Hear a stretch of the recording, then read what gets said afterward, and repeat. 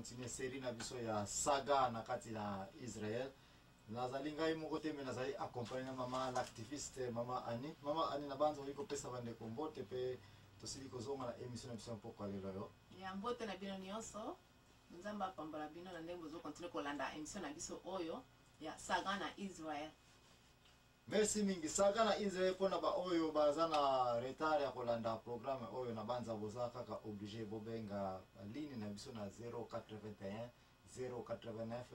12 7 et 4 kuna nde ba representant na biso bakozwa ba question na bino mais si tu ba kopesa bino pe copie ya makambo esili koleka deja awa. Mama Ani pona rappel bandeko oyo baza kolanda ka partie numéro 1. Ezali tozali kolobelaka saga na Israël. Saga signifie désordre. Trouble fatal ba makambo nyonso mabe oyo esili kokota na kati na Israël na tango Josué asili kotika mokili oyo. Josué tanga kumba ibana Israël kati na Egypto na kati na Kanana. Kabola iba mabele nyonso na les 12 tribus sauf ba Lévitique bazwa kite parce que ba basali ya Nzambe ba kolera na ba dime na bango na ba makabo ya kana mbangu na église n'est-ce pas? Ya mwana ba oyiko zwa defote. Yeah. Ba oyiko salate, ba oyiko na gerte, msala moka kozalaka na bandako kosambela pona ko garder moto.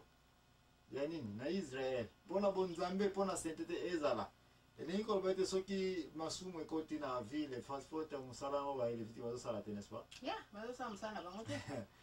Merci ndeko wana ndeko nende mwana ezali kasi pona ko yesa mukuse to na deuxième partie tozali ko kende tozali ko lobela siko deuxième section ya saga kat na Israël oyo tozali ko tombola na liwa ya Gédéon. Mama Ani Gédéon pesa biso lisusu mwa résumé mu kekaka place osukela kito makamini leo si comprendre concernant Gédéon. Bon, Gédéon ndenge to suka ki ye azalaki mwana ya Israël. Bon, bazali ko banga Nzambe. Nzambe asalelaki ye po abikisa bana Israël. To ye ayaki ko bolandaki parti nyonso na ndenge tolobelaki yango akomaki mokonzi. Donc to sukelaki wana nde atikaki ba abotaki bana 70. Nde place to sukelaki do tozo continuer lelo oyo toyeba.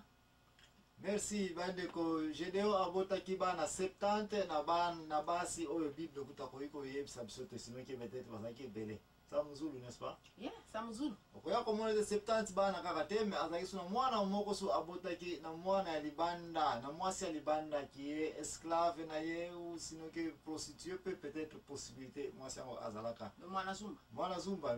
ba tebele baza koloba ete mwana zumba mwana abotami na libanda ba peut-être biso so terme ngo bande kotomei ko benga ba pasteur ebele basali ya Nzambe ebele pa pesa biso pe terme ya pona nini Biblia azali ko pesa kombo ya mabe na mwana oyo abotami na libala oyo ezali ya nzela nzinga oyo ezali normal te mais ba passer pe ko lokola Biblia balobi na biso ko kiko changer likambo eza na Bible te. Yeah. Na anglais mwana oyo abotami en dehors ya libala légitime baza ko benga bastard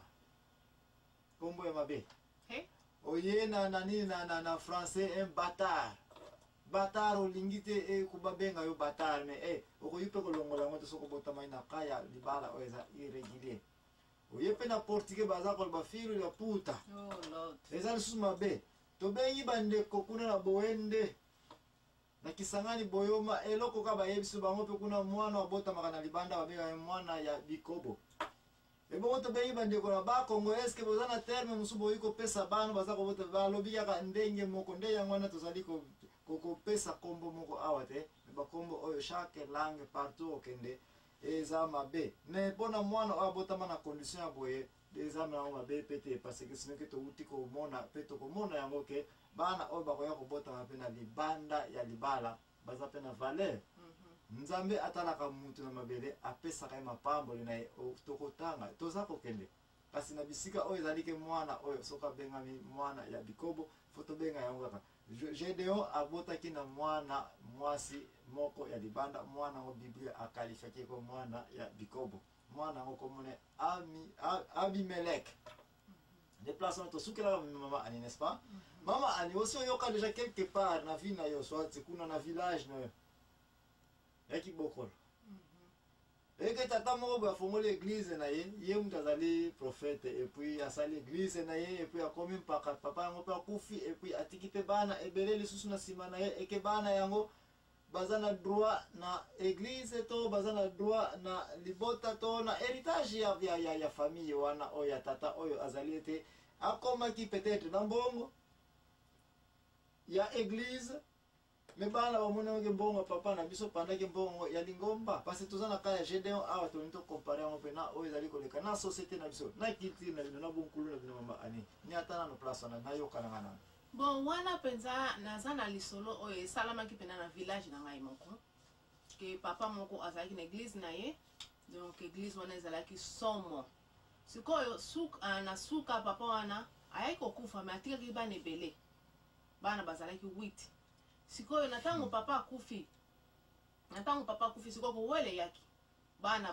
balingi bazikumi kuwela nani oyo liboso alobi ngai oyo donc bango bakumaki kowela mais sikoyo papa wana atikaki mpe ba petit frère ba grand frère bango susu bayaki so kowela biloko balobi ke o biloko eza ya ndeko na biso mais ezalaki église po ntango wana papa wana donc azalaki somo na église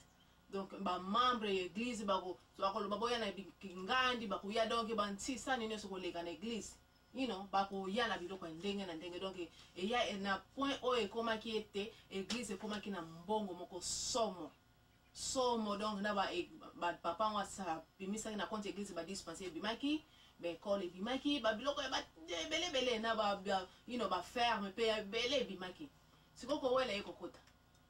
bana mobulu ekoti bapapa aleki na bango baye kokota o biloko ya ndeko na biso biso mpe toza na droit na yango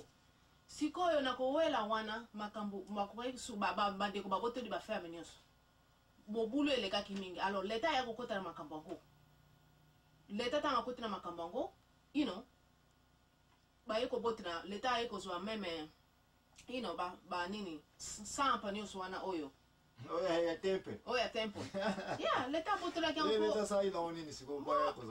akomisaki yango bagarde anga ya basoda ya mpona mpo mobulu ekotaki sikoyo bamembre église dérangeaki bango balobi église oyo biso toza kotia nyonso oboyalaki ngai ya liboto ye nango papa moko kuta azala kotongisa ndako ne azalaki membre na église wana mais afrene kosisa ndako ne mpona na église sisani oyo akopesa mbongo ye mo papa wana azalaki na technique akozwa bamembre abi oyo bokopesa meme bino moko lobi okoma na pasi église okosunga bino kanisa oyo moko olingi osala lelo mama bana akokolata oyo tokopesa na église na nzambe akopambola sikoyo le même papa na apesi bomengo nyonso na église oyebiki nini eyaki azwi pension ntango azwi pension atuna église ngai moyen te bokokosunga te l'église bakomi kobete bachopo nyonso wana bakoki kosunga banini bazigzagwana ezalika le passage nga na pesi mwa carte wana po kozongiselanga yango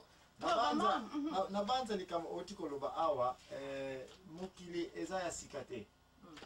likambo moko ya sika ekotikala kozala na mabele oyo te bamakambo nyonso oyo tokomona na mabele se eleka na yango deja kala me nde tozalaka mwa prudence ya contrôle ya koyeba nini yango ezali koleka tout autour ya vie na biso mpe toliyongela kotanga biblia te soki yei kotanga biblia se na komona ete makambo etali héritage ko etoile omona bamakambo ebele mais ya une chose tolobi wana na émission na biso ya église na secte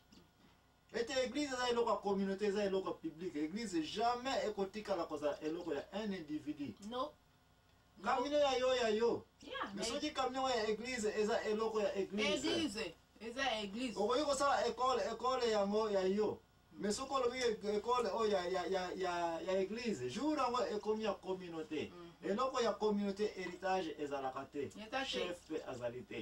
communauté moto ekozwaka décision oyo landinga mama ani nde place wana ezali introduction biso mpona koloba ete sauf soki oza na eloko mosusu likambo soki oyi kotelemisa ngai concernant exemple na ya village na kibokolo kuna me ngai nayebi kaka na biblia na kotelemaka na biblia Gédéon ntango akufi azalaki na 70 bana ndenge osili koloba mama ani mpe tolobaki yango deja na mwana moko abimeleke mwana ya bikobo mwana ya 70 bana 70 bana na héritage na bana na 70 bana héritage yango mpena bokosalela yango ndenge nini na bana 70 nde tokomi na point oyo oza komona ete Israel bapesaki confiance mingi na nzambe kutu te me na nani na Gédéon esikoyo Gédéon mpe lokola azali na libota na ye libota na baprofite babi ome bato oyo baza bazoba oli batalela nzambe baza kotalela nini papa na biso lokola baza kosala papa na biso elingi olobaki automatiquement bango bakomi baki mpeve n'est-ce pas bana ba heritage même so za kana samzulu neti aka mwana oyo ya mwa kati ya bana oyo Abimelek azali mwana muka mubulu yakosakana te mais parce que abota mina makila ya heritage ya Gédéon ba munike baba ka solo ye bilo ko pe okuta ko quelque part peut-être dans village onde ngo uti ko bake tata wana zalaki peut-être prophète na église ngo bo ba bazo kansa yete so qui tel père tel fils qui tel père tel fils pe na makabanzambe ezali ça n'existe pas sinon que okoya ko monete même Jésus-Christ de Nazareth na ekuruza aloba na mama nelela yo moko alobi na Jacques zo so ya mama mezo pe so ya yo moko favoritisme pa na Jésus ezate mutu na mutu okumba ekuruza na ye kasi oya kokuta ete ya mwana aloba bandeko boke no kotanga mokanda ya juge très bien parce que makamzo ya na société na yo na société na ngai na société na biso okokuta na wa kitala tala kati na Biblia na mokanda ya juge ezali